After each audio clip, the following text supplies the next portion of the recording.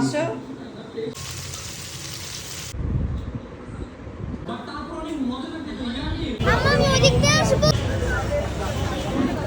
হবে না, প্যাকেটের উপর থেকেই দেখাও। এটা কি দ্বিতীয়?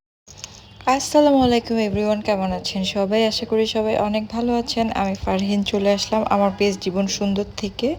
এই তো দেখুন, আপনাদের ভাইয়া বাজার থেকে অনেক অনেক মাছ নিয়ে এসেছে। সকাল থেকেই উনি বাজারে যাবে কিন্তু মাছ নিয়ে এসেছে এখন দুপুর 1টা বাজে। অলরেডি আমার হেল্পিং হ্যান্ড রুবি আপা চলে গিয়েছে। এখন এতগুলো ছোট মাছ নিয়ে আমি কি করি? এখন সে হচ্ছে ওই যে আম্মু যেই পুঁইশাক পাঠিয়েছিল সেটা দিয়ে চিংড়ি মাছ দিয়ে খাবে। আর হচ্ছে লইট্টা মাছ রান্না করতে বলছিল, অল্প অল্প আমি রেখে বাকিগুলো সব ফ্রিজে রেখে দিলাম। কাল যখন রুবি আপা আসবে তখন আমি এগুলো কেটে নিব। এই তো এখান থেকে আমি অল্প পরিমাণে হাফ আছেই এখানে অল্প, আমি এখান থেকে হাফ নিয়ে নিচ্ছি রান্না করার জন্য।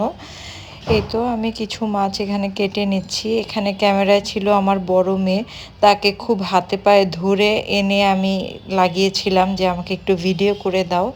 আর সে আমাকে বলছিল সে আমার কাছ থেকে ভিডিও করলে নাকি তাকে টাকা দিতে হবে, এই মর্মে সে এসে আমাকে ভিডিও করে দেখছিল। যাই হোক, এই তো আমি এখন লইট্টা মাছগুলো কেটে নিচ্ছি এবং এরকমভাবে সবগুলো মাছ কেটে নিব। আর এই ময়লাগুলো এখন কি করব, এটা নিয়ে একটা শর্টস আছে আমার, আপনারা দেখে নেবেন। লইট্টা মাছ আর চিংড়ি মাছের ময়লাগুলোকে আমি কি করেছিলাম, যেহেতু রুবি আপা চলে গিয়েছে আর এই দুইটা মাছ থেকে অনেক দুর্গন্ধ বের হয়, এগুলো তো ময়লার বাস্কেটে রাখা যাবে না। আর নিচে যেয়ে ফেলে আসবো সেটাও পসিবল না। আর আপনাদের ভাইয়াও এখন একটু বাসার বাহিরে আছে, দুপুরে আসবে, খাওয়া দাওয়া করবে।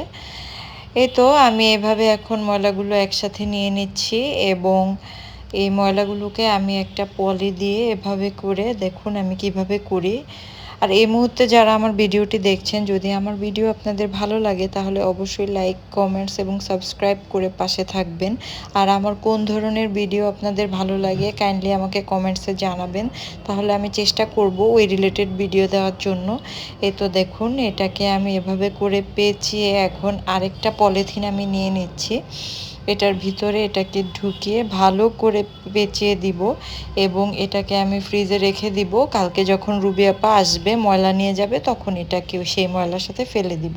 এটা কিন্তু একটা জরুরি টিপস, আমরা নতুন রাঁধুনিরা যারা আছেন অনেকে এটা জানেন না, এভাবে আপনারাও চাইলে করতে পারেন, অনেকটা ভেজাল মুক্ত থাকবেন।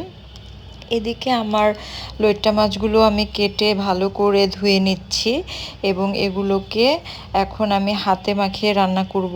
আপনারা জানেন আমি মাছ, ছোট মাছ বেশিরভাগ সময় এভাবে হাতে মাখিয়ে রান্না করি। এদিকে হলুদ, মরিচ, ধনিয়া, জিরা, লবণ দিয়ে দিচ্ছি, দিয়ে দিব সামান্য পরিমাণে তেল, এটা একটা মাছ ভাজার তেল ছিল সেটাই দিয়ে দিলাম। আর হচ্ছে দিয়ে দিচ্ছি আদা বাটা, অল্প পরিমাণে দিয়ে দিব রসুন বাটা এবং এবার সব কিছুকে আমি একসাথে সুন্দর করে মেখে নেব। আপনারা মনে রাখবেন হাতে মাখানো রান্নার কিন্তু একটা অন্যরকমই টেস্ট হয়। আমাদের আগের দিনের নানি দাদিরা কিন্তু এভাবে হাতে মাখিয়ে রান্না করতো আর তাদের হাতের রান্না কিন্তু অনেক বেশি মজা হতো। এই তো এগুলোকে আমি ভালো করে মেখে নিচ্ছি, ততক্ষণ পর্যন্ত মাখাবো যতক্ষণ পর্যন্ত পেঁয়াজটা একটু নরম হয়ে না আসে।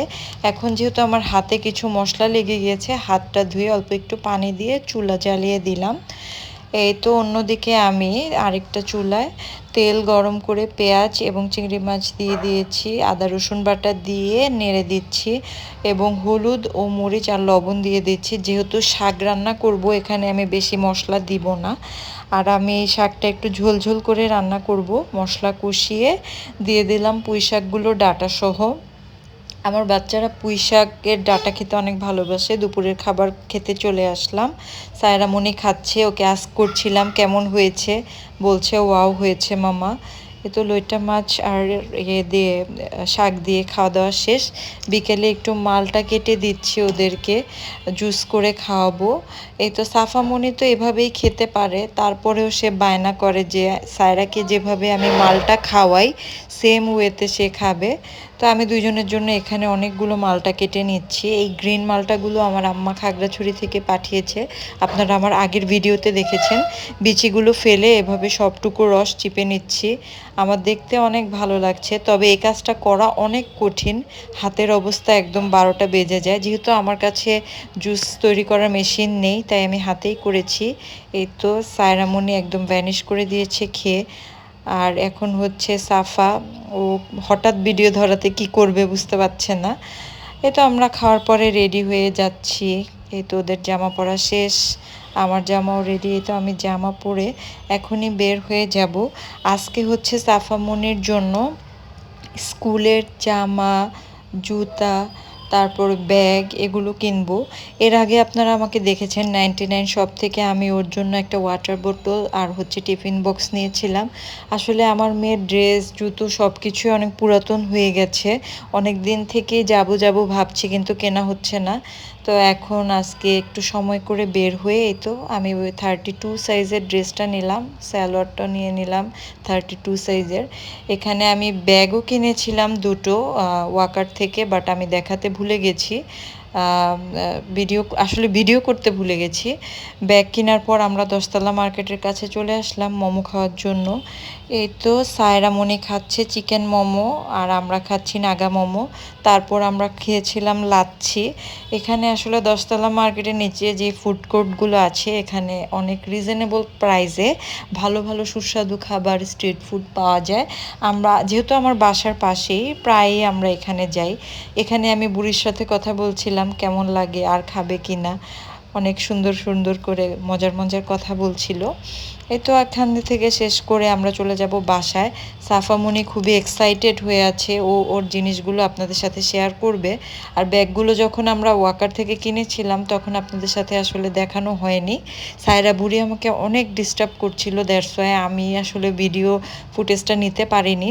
সাফা বলল, মাম্মা নিতে পারোনি তো কি হয়েছে, বাসায় যে আমরা দেখাবো। এই তো দুটো ব্যাগ আমি কিনেছিলাম।